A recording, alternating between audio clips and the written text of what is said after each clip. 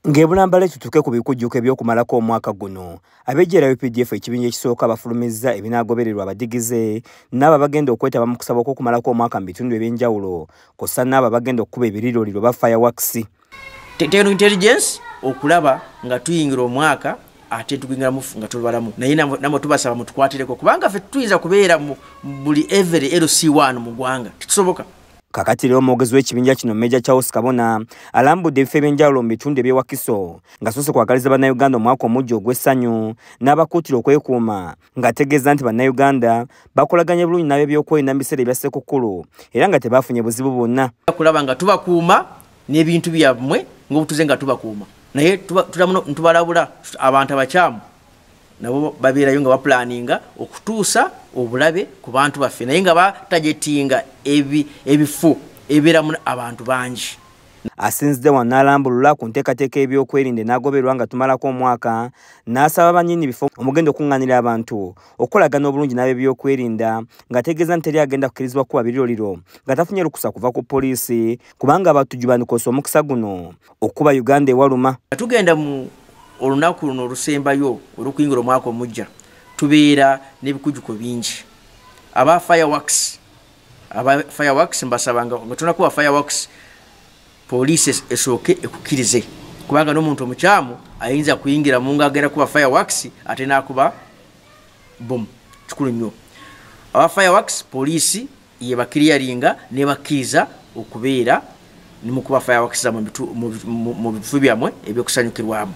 Alabudde abo basuubira okujaguza omwaka nga bakuma ebipiira n'omuliro ku nguudo nti kino kimenya mateeka era nga naakwatibwa okukangavvulwa. Tulina abantu abalinamu okwagala okwokya emipiira ya motoka n'okuvuga bubi ekiro nga tuyingira omwaka omujja. Ebyo byonna biba bikola bya kumenya mateeka. Ebyokubaninga emipiira mu matawuni ebyokugenda nga muvuga nga mukola akavuyo byonna tibikkirizibwa ebintu ebyo. Tubasaba mubeere bakakamu mubeere n'empisa tuyingire omwaka omujja ate nga tubalamu. Alabudde bonna bateekateeka okwetaba mu bikujjuko ebimalako omwaka baleme kuba bagayaavu eri maka gaabwe kubanga abalindizi nabo tebatudde ng'asabye abazi mobile money okwewala okukola ekiro kubanga bansanga bisibe babataddeko eriiso. Security gwe ng'ogenda kusanyuka waka okozeeko ki olese ng'otaddeko security ya type ki nagwe waka waliwadde ng'olowooza ku security eyo waka ng'ova waka ng'ogenda waka olese ng'ogaddewo olese geto gigadde bulungi ogenze kusanyuka Gulu Mbarara Kampala wawa olese abantu waka abagenda kubanga bakuuma family yo n'ebintu byo waka kubanga security twogera ku security y'obulamu bw'abantu ne security y'ebintu by'abantu. Kati neseza mobile money abosanga business ekyakula kutuuka sawa 3 za kiro naffe tubasaba nga zituuse sawa 12 ez'olweggulo waliwadde ng'olowooza okugalawo mobile money yo n'odda waka kubanga abantu abakyamu nga babbi baba batajetinga mobile money.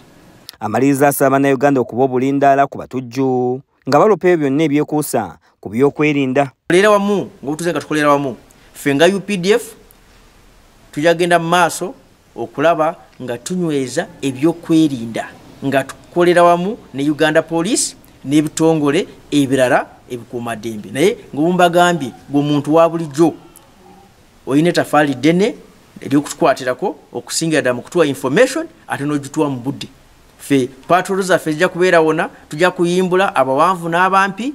Kizza Peter yakusakidde eggulire lino ku Rakes TV Agaleero.